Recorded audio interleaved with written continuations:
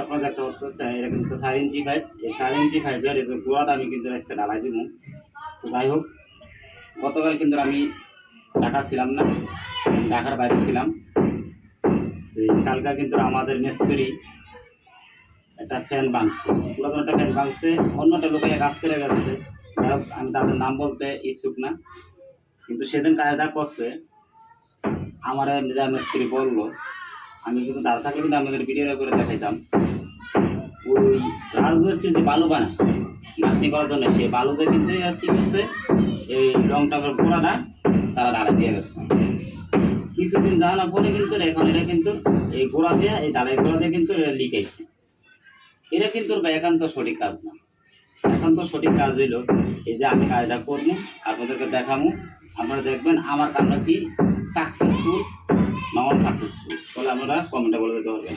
এই যে আগে নিয়ম হলো এইভাবে পানি মারা, পানি মারা শেষ করে তারপরে দেখবেন হলো এই যে গ্যারান্টি, এটা হলো গ্যারান্টি, এই যে গ্যারান্টি দিবেন।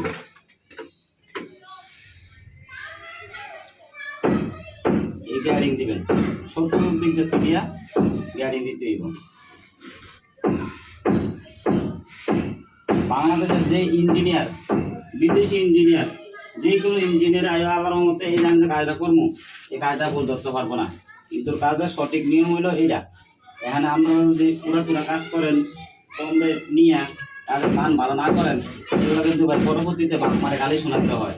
এই কামগুলো কিন্তু আমরা দয়া করে, আমি আশা করি এই কামগুলো কিন্তু আপনারা দয়া করে করবেন না। এটা কষ্ট করে নিজে পরিশ্রম করে কাম করবেন, টাকা উপার্জন করবেন, বাপ্পার গালি শোনাবেন কামবে। এটা আমি ফেপারটা দিয়ে দিচ্ছি, ফেপারটা কিন্তু মোটামুটি একদম নিষ্পন্তে গেছি। এখন এটা আমি যে ঢাকাটা দিই, এটা কিন্তু সিলেকশন বালু, এই সিলেকশন বালু আর খালি সিমেন্ট, এই দুটো দিয়ে কিন্তু আমি এই ঢাকাটা মিস করছি। দেখতে পাচ্ছেন এটা কিন্তু সিলেকশন বালু, কিন্তু নিয়ম কিন্তু এটা ঢালাই দেওয়ার। আপনি যদি খোয়া দেন, এই দিন থেকে খোয়া কিন্তু এই যে গুঁড়া করছি আমরা, এই গুঁড়াতে কিন্তু খোয়া ঢুকবো না। আবার যদি 5 সিপিন দেন, তো 5 সিপিন দিয়ে কিন্তু এই ঢালাইটা ডোয়াটার সম্ভাবনা আছে। কিন্তু আপনি বড় বড় খোয়া দিয়ে যদি সাদের খোয়া দিয়ে যদি ঢালাই দেন, তাহলে কিন্তু এটা ঢুকবো না। 5 সিপিন যদি ঢালাইটা দেন এইভাবে, তাহলে আমি বিশ্বাস করি যতদিন এই বিল্ডিংটা থাকবো ইনশাল্লাহ এই জায়গাতে লিক আসবে না।